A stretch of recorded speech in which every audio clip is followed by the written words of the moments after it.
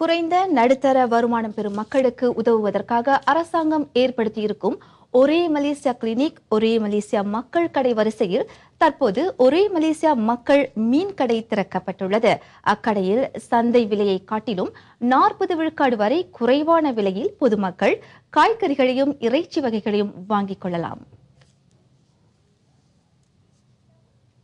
இந்த ஒரே மலேசியா மக்கள் மீன் கடையில் மீன், கோழி, இறைச்சி, காய்கறிகள் போன்றவற்றை குறைவான விலையில் விற்கப்படுவதாக விவசாயம் சார்ந்த தொழிலியல் அமைச்சின் துணை தலைமைச் செயலாளர் ரயான் ஷரீப் தெரிவித்தார்.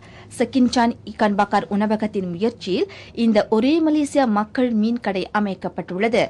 மக்களின் சுமையை குறைப்பதில் அரசாங்கத்திற்கு உதவுவதில் செக்கின்சான் இக்கான் பாக்கார் உணவகத்தை இதர தனியார் நிறுவனங்களும் முன்மாதிரியாக கொள்ள வேண்டும் என ரயான் ஷரீப் கேட்டுக் கொண்டார்.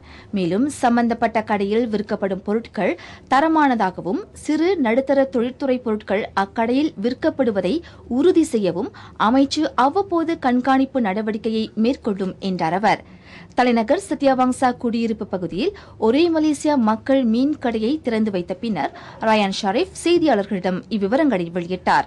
இதனிடையே இந்த ஒரே மலேசியா மக்கள் மீன் கடையின் கிளைகளை நாடு முழுவதும் 33 இடங்களில் திறக்க தாம் இலக்கு கொண்டுள்ளதாக அதன் உரிமையாளர் டத்தோ ஜமால் யூனுஸ் தெரிவித்தார். காலை மணி 6 முதல் இரவு 10 மணி வரை இக்கடை பொதுமக்களுக்கு திறந்திருக்கும்.